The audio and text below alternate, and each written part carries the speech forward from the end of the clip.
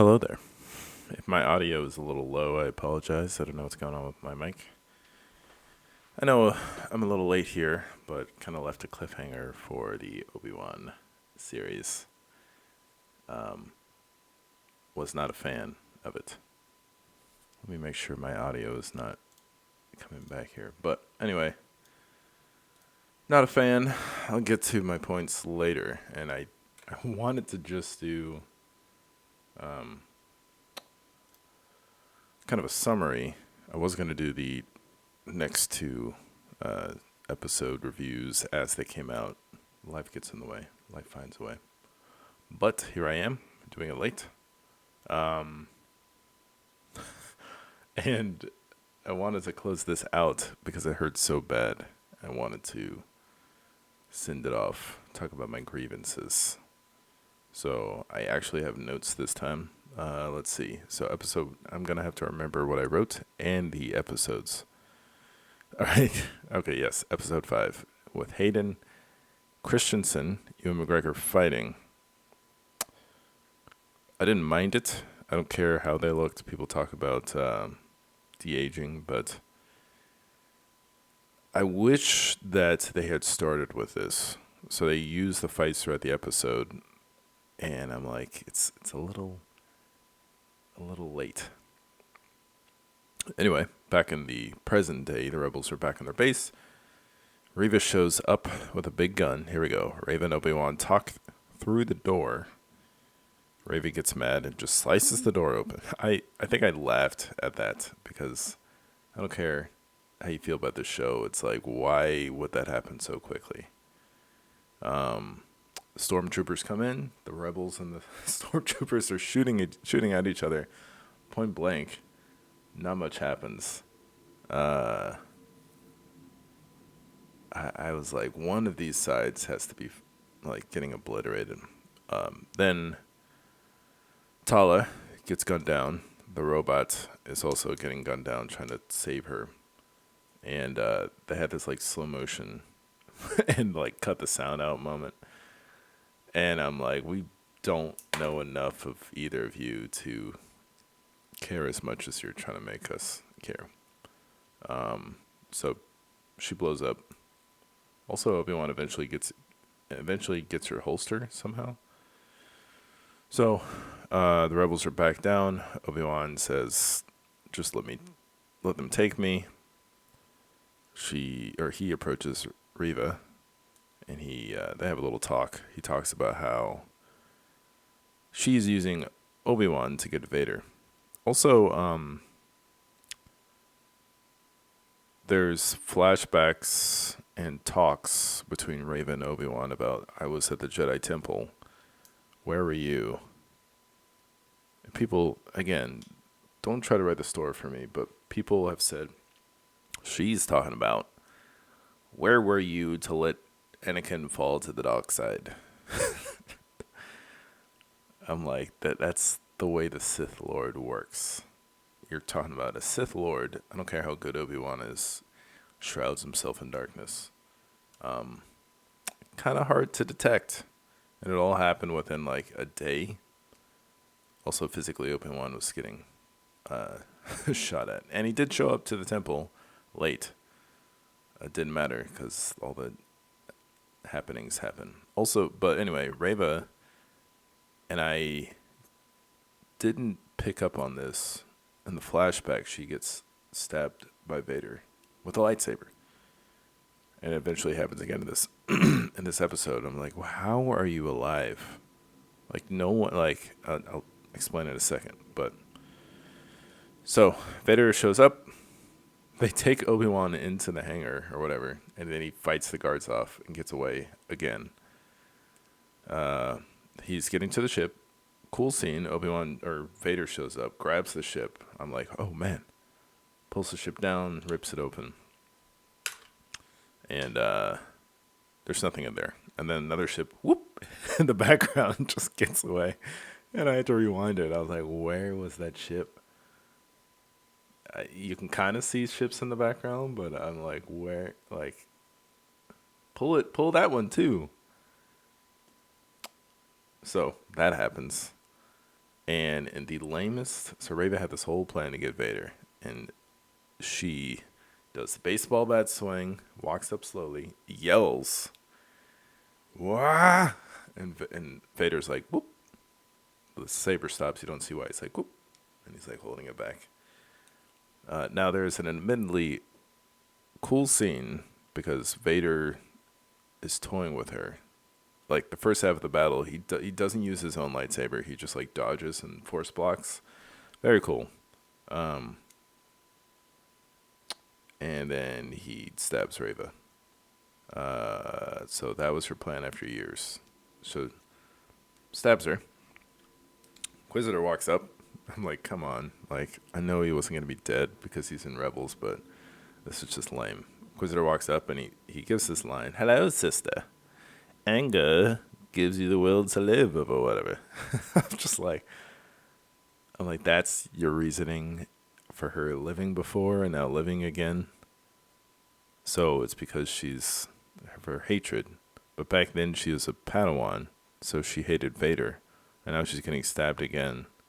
And she hates Vader so much that she's going to live again. But she's going to try to take it on Luke. So she's going to have a redemption arc. And I'm just like, is she evil or what? Because poor old Qui-Gon, as soon as Reva gets redeemed, she'd be like, "Oh, my wound, I die." And then everyone's like, well, Qui-Gon gave himself up to the Force, and and he was good, and that's why Reva didn't die. Like, I'm just like stop doing this. Like, Darth Maul probably raised. Or wait, I forget. I don't know if in I don't think in Clone Wars you ever see how he became a Sith in the first place, but I mean that's a different breed.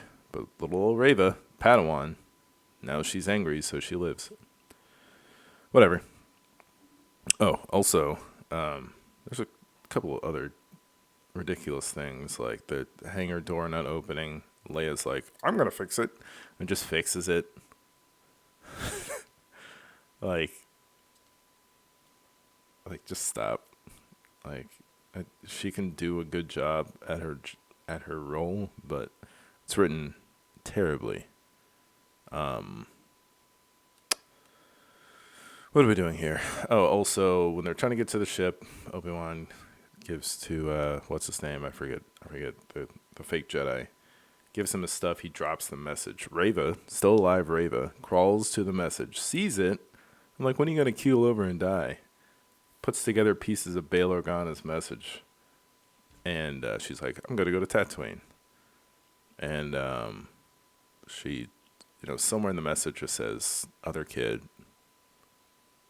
I think the words Owen are in there, and then at the end of the episode they zoom in to baby Luke. I'm like, okay, so on to episode 6, we're on Tatooine already.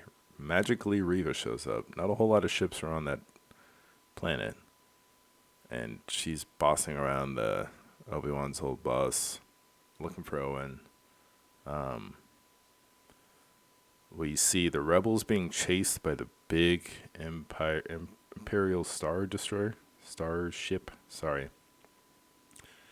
And it's having a hard time catching it, shooting it, even though you have TIE fighters. And I'm also like, get your cannon people. Like, get them on. Like, get and fire them. Like, come on. Like, get the TIE fighters out. You remember how many troops and fighters were used in the OT when they were getting away? I don't remember, but still, more than none. So, Obi-Wan's like, let me go. Everyone's afraid. I'm like, he's helping you live. And Leia's getting an attitude. I'm like, he's sacrificing himself. People getting mad at Obi-Wan for potentially dying because he wants to let them live. I'm like, unneeded tension. Has a little bicker with Leia. So he gets on another ship and leaves. The smart Inquisitor is like, or Vader's like, I sense him there. We must get him. Inquisitor's like, perhaps we should stick with the mission. Vader's like, no. And I'm just like, remember those TIE fighters I was talking about? You could do both. And then what ends up happening is that Vader takes his own ship by himself. Anyway, so the whole ship chases Obi-Wan. Whole ship.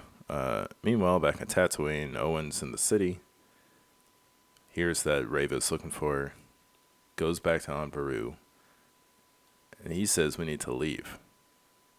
And I'm like, yeah, that'd be great. Because there's nowhere else to find anybody on Tatooine. And then Beru's like, no, we're going to fight, you stupid man. And like she gets the guns and she knows that they're coming at nightfall. She's coming at nightfall. I'm like, how do you know this? And like, don't treat Uncle Owen like that. Like, come on. Like, shows pitiful. And don't make Aunt Beru do that. Like, it can be equal without making Owen look stupid. Anyway, let's see. So Vader gets to Obi-Wan on the darkest planet in the galaxy. They fight with shaky cam, force stuff. Like there's this like sonic boom or whatever on the ground. It's like Hulk smash that Vader uses, and Obi-Wan tries to throw a giant boulder at Vader. And by the way, like there's been this huge leap of like leveling up with Obi-Wan. It's like he had to relearn how to play guitar, and it took him like a day. So the action is like, it's hard to see. It's fine as far as the saber choreography, maybe. There's some moments where the little boom, sonic boom, takes Obi-Wan underground. Vader's like, yeah, you're dead. Walks away. Obi-Wan's still holding on. And what does he remember? The children give me strength. And of course, most of the flashbacks are Leia because there's been no Luke interaction. And he gets out, and then Obi-Wan's like, Super Saiyan. And he does this, like, he does this. Bunch of boulders, bunch of rocks fly up, and they go and hit Vader. And I'm like, well, how heavy are they? Because when they're hitting Vader, they disintegrate. And then he comes up, cuts his helmet off, does the whole Rebels thing. And the dialogue and the acting was pretty good there. You got James Earl Jones' voice and Hayden Christensen's kind of going back and forth with the, with his stuff breaking. So that was good. And then Obi-Wan leaves them. And because of the line was, I killed Anakin, not you. And he's like, well, my friend's dead. And he walks away. And I saw this point where it's like, okay, every death that happens beyond this point is on you, Obi-Wan. Alderaan, Mrs. Leia that you wanted to save, that goes away because you let Vader live. And nobody else came to help him. Like, at least send 2 stormtroopers to oversee the fight. So that was the end of that. Ewan McGregor cries. Good acting, but spectacle. If that's what you want, you got it. Back on Sandy Lane. Good old not dead Reva gets to the Lars house. Has her flashlight out. I'm sorry, her lightsaber. Basically a flashlight. Beru and Owen fight. It's whatever. I'm surprised Raven didn't kill either of them. She just kind of knocks Owen over. Luke runs away. Told to run away. Was told that it's sand people. Is running away, falls down somewhere, gets knocked out. Old still alive Reva catches up to him. About to cut him with a saber, but nope. I remember myself as a Padawan. I see myself as a little kid in her, in Luke, so I'm not going to do it. And that's it. And that's her redemption, I guess. So she has killed multiple people just to get to Vader, and is now switched gears to get to maybe a kid that is connected to Vader slash Leia, as far as she knows, and she stops. What if she succeeded, where would she go from there? Anyway, so let's see. So that's it. So she brings Luke all the way back. Obi-Wan meets the Lars. I think that's her name. Owen and Beru. And that's it. And Obi-Wan's like, you're good now. You're still not dead, but you're good. So then later, Obi-Wan meets Organa in broad daylight. Says goodbye to Leia, like this long, drawn-out goodbye. And so the guards there, they should be scared for their lives since their leader is working for a criminal, according to the Empire. And then we go back in this outfit, which this is from something. If you know, let me know. But back on Tatooine, Obi-Wan goes up, says bye to Owen. It's like, I'll keep my distance. Owen's like, do you want to meet him? And then I knew it was coming. Talk about too little, too late. I knew it was coming. He walks up, goes up to Luke. Luke still has almost said nothing. I think he says a little bit when talking to Owen and Beru, but good old Obi-Wan comes up and he gives the hello there. I was watching this and I was like, don't give me breadcrumbs. And he slid it across. All right, so, and he meets Qui-Gon. Qui-Gon's standing there wondering how he died and no one else is dying in this. So, that's it. Dork Dad Sam told me to predict what I was thinking for season 2. And I really wish, this could have been better, and it could have been better as just a single series. Just treat it as a long movie. But they're going to milk it. Put higher quality in this for as much money as you put in there. Here's my rant. This show had plenty of member berries, and it's just watered down in terms of the plot. So who is it for? I'll tell you who it's for. Anybody that's anyone that's content enough with flashy stuff, force powers that go away in 9 years, strong female characters, and are able to leave their brains in the other room while they just consume the spectacle. There you go. So if anyone out there has to explain a reasoning behind a certain plot point or hole, then the show did not do its job. If I was left on an island, I shouldn't be left wondering why there's a massive disconnect in the story between this show and episode 4, or why Vader repeatedly let Obi-Wan get away, or why Vader let Reva and the Inquisitors for 10 years, or why Weaver should totally be dead, but isn't, and don't give me it's the anger. The show did so much on and off screen to combat any plot holes that could happen between the show and A New Hope that it was just embarrassing. Just make a new story with the actual EU or something original like Andor coming up. That looks good. And just leave for the old characters and stories alone. If you want to use them, make them good. What do I think about season 2? I don't know. I'm sure they're going to be, they talked about how many views the first episode had.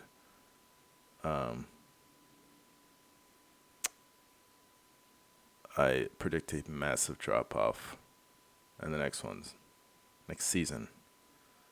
Training with Qui-Gon. That's what this should have been about. The last, beginning of episode 5 and ending of episode 6. Lots of flashbacks with actual Hayden face and lots of training with Qui-Gon. That's what it should have been. Do that, Disney, but I know you won't. Thanks for watching. That's my rant. Bye-bye.